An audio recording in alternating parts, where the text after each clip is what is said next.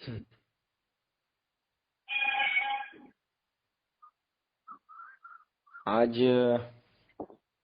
जो भी धर्म के बारे में बहुत सारे, भक्ति के बारे में बहुत सारे बाबा बुआ महाराज जी, खुद को संत समझने वाले, ऐसे बहुत सारे आज दुनिया में दिख रहे हैं। जो खुद को बड़ा कहते हैं, वो कहते हैं कि मैं आपको भगवान दिखाऊंगा, आप मैं जो कहूंगा वो सुनो, और खुद के फॉलोअर्स बना लेते हैं। स्वार्थ के नाते किसी भी हद तक जाते हैं। ऐसे बहुत ढोंगी लोग भी दुनिया में दिख रहे हैं। इससे आदमी समझ नहीं पा रहा है कि मैं सही रास्ते पे हूँ या गलत रास्ते पे हूँ।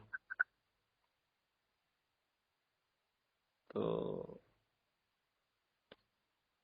दादाजी भी एक उस पर कहानी समझाते हैं, उदाहरण समझाते हैं। एक गांव में एक महाराज आए और अपने आप को बहुत बड़ा संत मानते थे।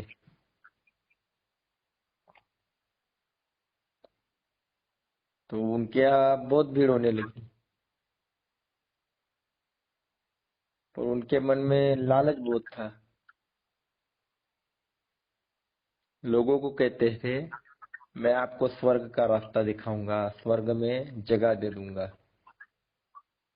ऐसा दरबार बिठाते थे, लोग आते थे, बहुत भीड़ होती थी। लोगों को कहता था, मैं आपको स्वर्ग का रास्ता दिखाऊंगा, आपका मैं भला करूंगा, आपके सर पर हाथ रखूंगा, तुम्हारा भला हो जाएगा। सिर्फ एक काम करना कि हमारे आश्रम के लिए आप अपनी दौलत जो है वो दान कीजिए। तो खुलेआम दान मांगता खुद के आश्रम के लिए। अब भोले भाले लोग उसके वो चंगुल में फंस गए।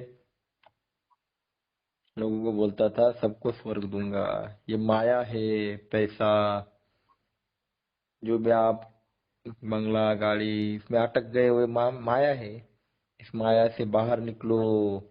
ऐसी बड़ी बड़ी ज्ञान की बातें करता। लोगों का लगता नहीं नहीं, महाराज जी बहुत विद्वान है, ज्ञानी है, हमें स्वर्ग दे रहे हैं, तो कोई बात नहीं, सुनते।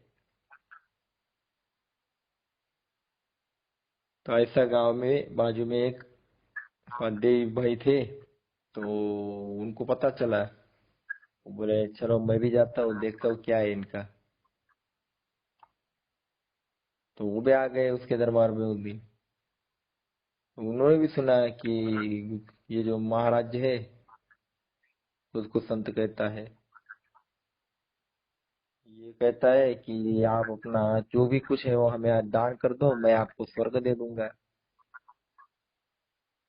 वो सुनने के बाद महाराज जी को कहते हैं कि महाराज जी आप तो बहुत बड़े महाराज हो, मुझे भी स्वर्ग चाहिए।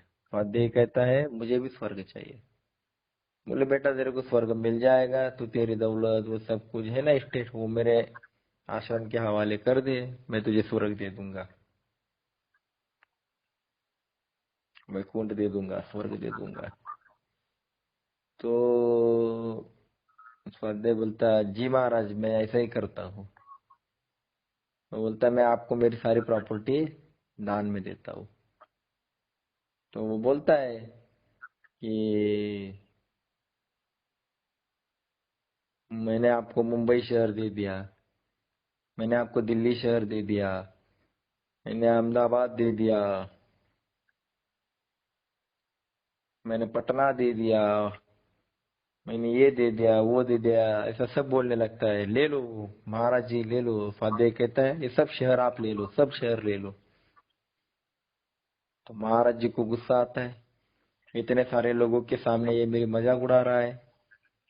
गुस्से से तिलमिला जाते हैं और उसको बोलते हैं, ये बम्बई दिल्ली अहमदाबाद ये तू शहर मेरे को दे रहा है, ये क्या तेरे बाप का है क्या? तो स्वाध्याय कहता है, तो तू बोल रहा है सारी दुनिया को मैं स्वर्ग दे रहा हूँ स्वर्ग दे रहा हूँ, स्वर्ग क्या तेरे बाप का है क्या, जो ऐसा तो किसी को भी देगा? तो समझ में आता है कि अभी आपने यहाँ पे नहीं चलने वाली। उसको बराबर ठिकाने पे लाता है। बस यही हो रहा है, भोले भाले लोगों को फंसाया जा रहा है। भगवान के नाम से लोग डरते हैं और इन लोगों के चंगुल में फंसते हैं। दादाजी कहते हैं भगवान ऐसे कभी नहीं मिलते हैं, स्वर्ग ऐसा कभी नहीं मिलेगा। भगवान तब मिलते हैं जब आप भगवान का काम करते हो। ऐसा आशा मत रखो कि भगवान की कोई साधु महात्मा आएगा आपके सर पर हाथ रखेगा आपका कल्याण हो जाएगा। ऐसा कभी नहीं हो सकता है। कोई भी साधु महात्मा अगर आता है तो आपको, कोई भी गुरु हो तो आपको वो रास्ता दिखाएगा, मार्गदर्शन करेगा कि आप सही चल रहे हो गलत, पर वो कभी आपका उद्धार नहीं कर सकता।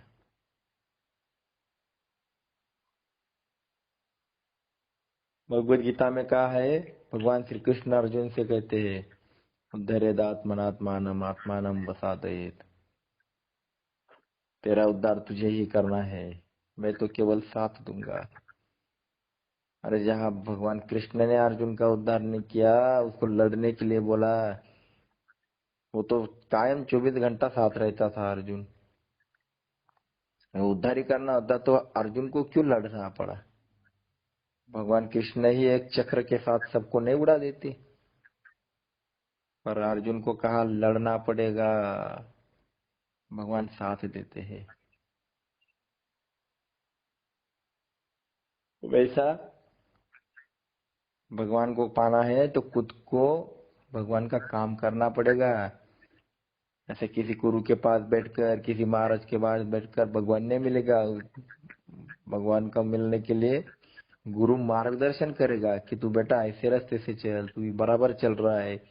पर वो अगर कहता है ना कि मैं तेरा भला करूंगा, तो समझ लो वो भगवान के विरुद्ध काम कर रहा है। स्कूल में अगर मास्टर जी बच्चों को कहे कि मैं आपका गुरु हूँ, आप चिंता मत करो, आप पढ़ाई करने की क्या जरूरत है, मैं है वो मेरा, मैं आपके सर पर हाथ रख देता हूँ, आपको मैं पास कर दूंगा, तो क्या बच्चों का जीवन विकास होगा?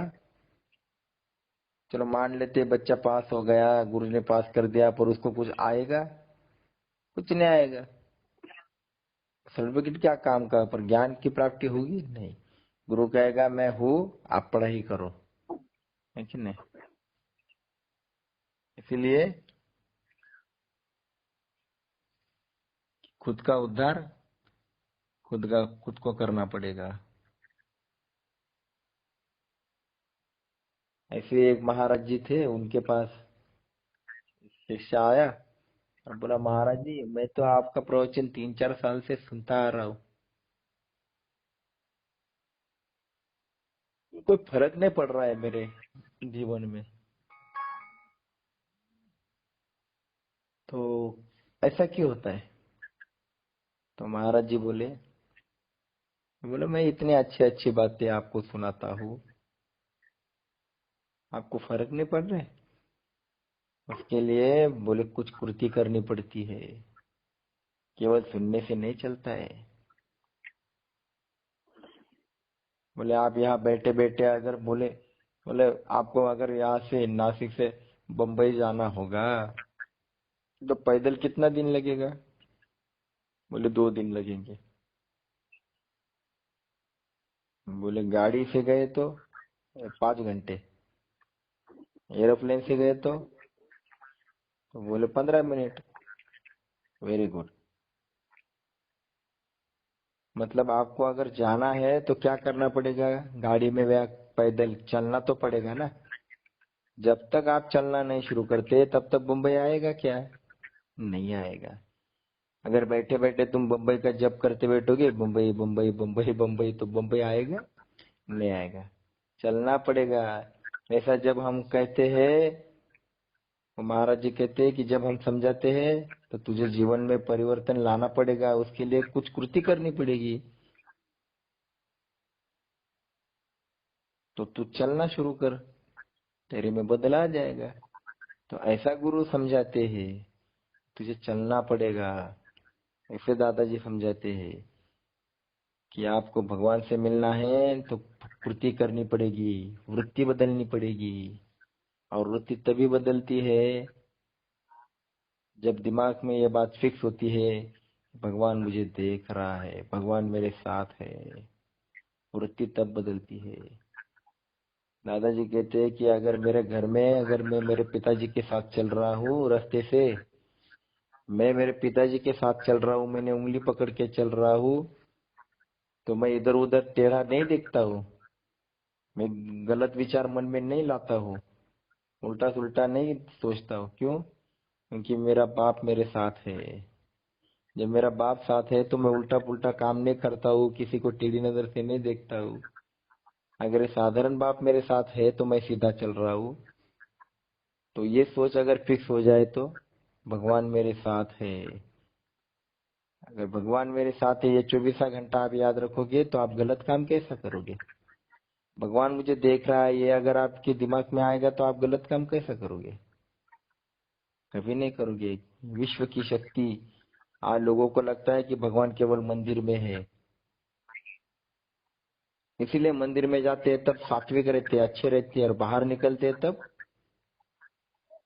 उनको लगता है कि भगवान नहीं है, भगवान केवल मंदिर में है, तो कैसा भी व्यवहार करते हैं।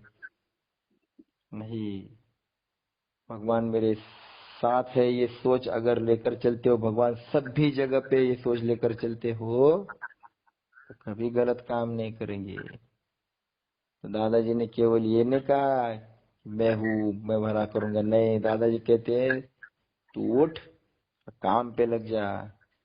जितने लोगों तक पहुंच सकता है पहुंच, उतना जल्दी तू भगवान तक पहुंचेगा।